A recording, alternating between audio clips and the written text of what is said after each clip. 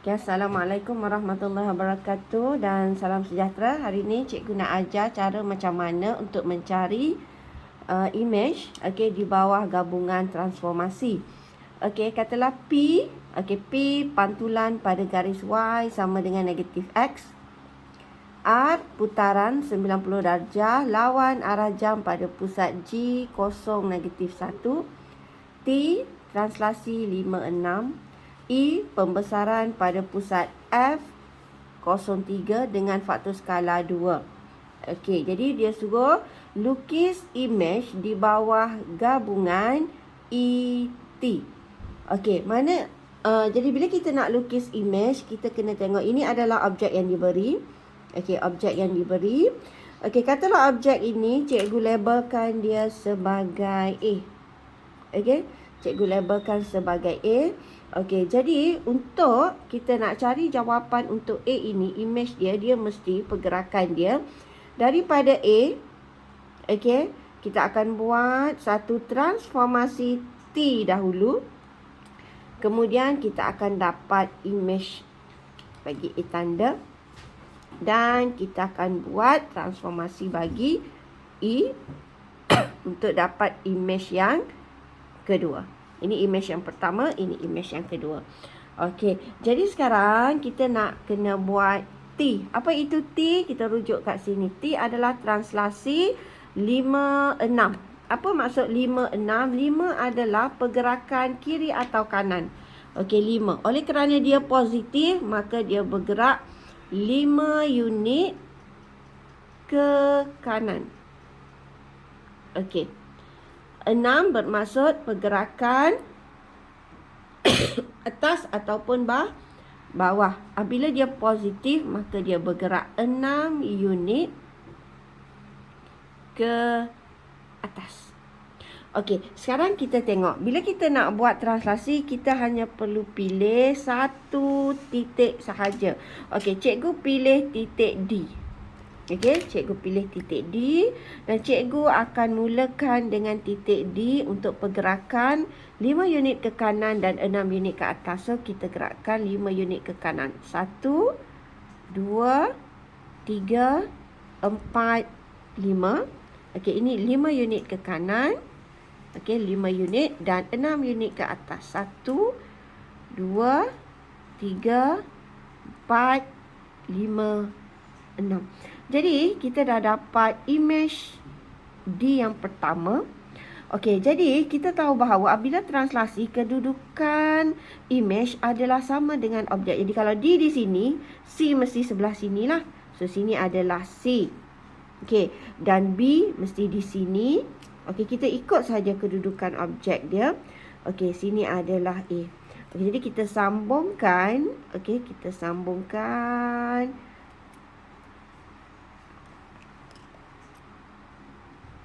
titik-titik yang kita plot ni.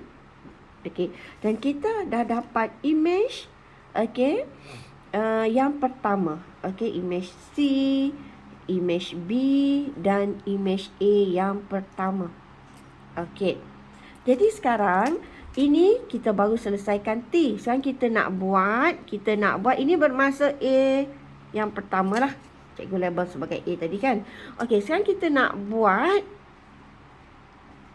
E pula. E itu apa? E adalah pembesaran pada pusat 03 dengan faktor skala 2. Okey, apa yang kita kena buat untuk kita nak buat pembesaran? Kita kena plot dahulu pusat. Okey, jadi mana pusat dia? Pusat dia adalah 03. Okey, di mana 03? 03 adalah ini 0, ini 3. Di sini.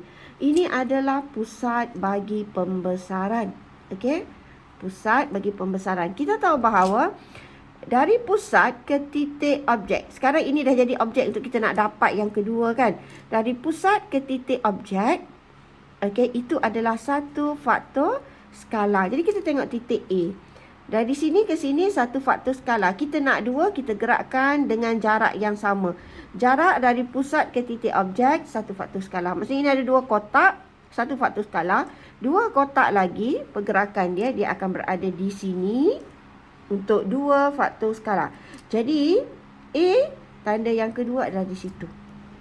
Okey, image kedua. Okey, dari sini kita nak dapatkan image yang kedua kan, daripada sini kan, daripada A ni kita nak dapat image yang kedua. So ini umpama objek dia lah. Okey, kita nak buat B pula. B kita tengok jarak dari pusat ke objek adalah satu faktor skala. Macam mana pergerakan dia? Kita tengok 2 1. Ini satu faktor skala. Kita nak 2, gerakkan lagi sekali mengikut laluan yang sama. 2 1. So, B akan berada di sini. B, image. Okey, kita tengok D. D, pergerakan untuk satu faktor skala adalah 3. Okey, 1, 2, 3, 1, 2. 3, 2. Okey, untuk sampai di sini, dia perlukan pergerakan 3, 2. Ini satu faktor skala, kita gerakkan lagi 3, 2. So, kita dapat D, image yang kedua kat sini. Okey. Jadi, apa berlaku dengan C? Okey, kita tengok C. C untuk satu faktor skala adalah 1, 2. Pergerakan dia 1 naik ke atas 2. Okey, ini satu faktor skala. Untuk dua faktor skala, 1, 2. Okey, jadi C, image adalah di sini. Apabila kita dah dapat image, kita sambungkan titik-titik image itu. Okey.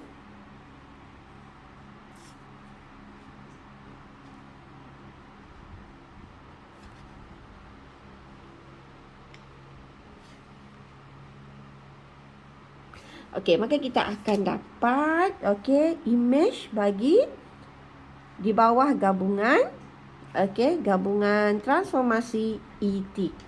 Okey, sekarang cikgu nak tunjuk soalan yang kedua. Okey, soalan yang kedua kita menggunakan objek yang sama. Okey, objek yang sama. Cikgu kali ini cikgu label objek ini sebagai B pula. Okey, objek yang sama tapi cikgu label dia sebagai B.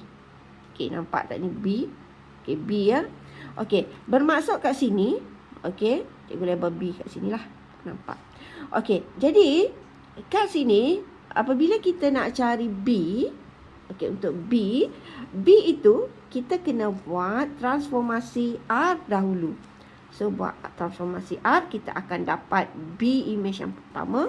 Bila kita dapat image yang pertama, kita kena buat transformasi P pula untuk dapat B image yang kedua. Okey, jadi kita tengok dari sini kita kena buat R. R itu apa? R itu adalah putaran 90 darjah arah lawan jam pada pusat kosong -1. Okey, apa-apa pun kita kena label pusat. Sebab bila kita nak buat putaran, kita mesti kena label pusat putaran. Okey, pusat putaran dia adalah kosong -1. Mana kosong -1? X kosong di sini. Okey, X kosong, Y -1. So, pusat dia adalah di sini. Ini adalah pusat putaran. Okey, pusat putaran. Okey, jadi sekarang kita nak putarkan 90 darjah lawan arah jam. Okey, apa yang kita buat bila kita nak buat putaran? Yang pertama, kita kena sambungkan titik. Untuk setiap titik, D ni kita nak putarkan setiap titik yang ada pada objek. Titik A, B, C, D. Kita nak putarkan semua titik yang ada pada objek. Sekarang cikgu nak putarkan D. Okey, jadi kita nak putarkan D, kita sambungkan D dengan pusat. Okey, dan di sini kita nampak bahawa D dan C itu adalah pada garis yang sama. Okey, jadi di manakah 90 darjah? Okey, dia kata lawan arah jam. Kalau ke atas ini, ini ikut arah jam. Bila lawan, dia ke bawah kan? Ini lawan. Jadi, kita kena letak pembaris pada, bucu pembaris pada pusat dan kita gariskan. Okey, kita gariskan. Bermaksud sekarang titik D dan C akan berada pada garisan ini. Okey, kita tahu bahawa jarak di antara titik objek dengan titik imej adalah sama. Jadi titik objek ni jarak dia 2, maka D akan berada di sini. D imej yang pertama. Okey, dan C imej yang pertama pun dia akan berada di sini. Okey, jadi sekarang kita nak buat untuk A. Sama juga kaedah, sambungkan A itu ke titik A. Okey, kita letak hujung pembaris pada pusat. Okey, dan kita garis.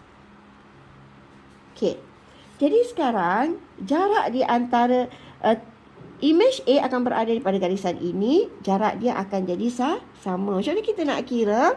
Kita boleh kira kotak macam ni, boleh ukur, tapi cikgu suka guna kaedah translasi. Okey, kita kira 1, 2, 3, 1, 2. Maksudnya, okey, kita kena kira, ini kita kira ikut kiri kanan dulu kan, Y dulu baru, X dulu baru Y.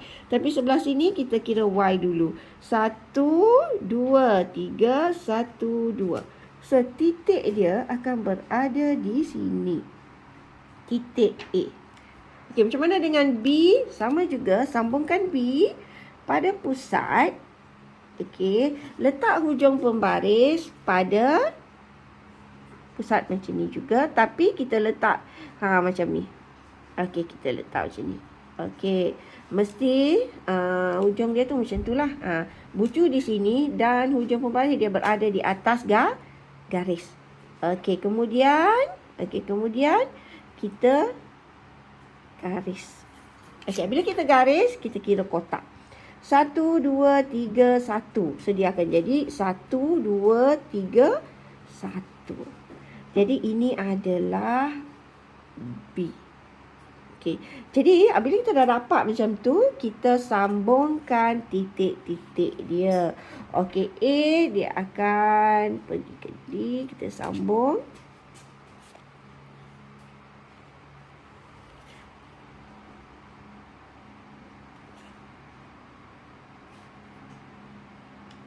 Okey, sekarang kita dah dapat imej yang pertama. Sekarang kita nak cari imej yang kedua di bawah P. P itu apa? Pantulan pada garis Y sama dengan X. Apa maksud Y sama dengan X? Okey, kita kena plot koordinat. Kalau Y X1, Y sama dengan negatif X. Katalah X1. So, Y negatif 1. Sebab Y itu adalah sama dengan negatif X. Kalau X2 bermaksud Y itu akan jadi negatif 2. Sebab Y adalah sama dengan negatif X. Y ini adalah negatif bagi X. Kalau Y X3, Y adalah negatif X. So, negatif 3. Okey, jadi kita pilih dua titik untuk kita plot. Cikgu ambil titik 1, negatif 1. Okey. 1, negatif 1. 1. Okey, Y negatif 1 di sini. Dan 3, negatif 3. Mana 3, negatif 3? 3, negatif 3 di sini. Okey, dan kita gariskan dia punya paksi pantulan. Okey. Jadi kita nampak bahawa ini adalah paksi pantulan. Sekarang bentuk ini, imej yang pertama tadi kita nak pantulkan pada garis ini. Macam mana cikgu ajar sebelum ni? Cikgu ajar kita cari laluan. Macam mana nak cari laluan? Hujung pembaris letak di atas garis, pastikan bucu A kena kat sini. So kat sini kita dah nampak jalan dia. Kita kira ini satu kotak. So A imej yang kedua berada di sini. Kita tengok B. B pun sama. Kita sentuhkan, pastikan ini berada pada garis B. Kena. Dia macam tu. Jadi kita tengok 1/2.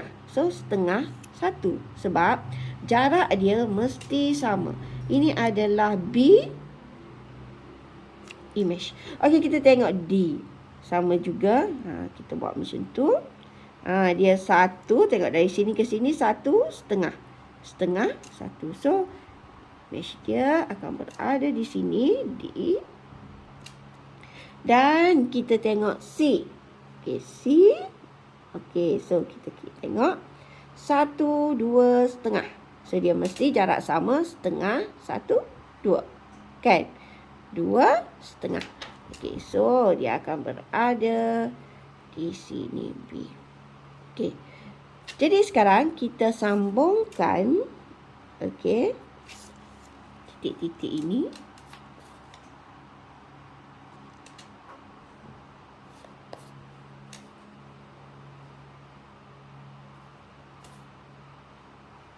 Okey.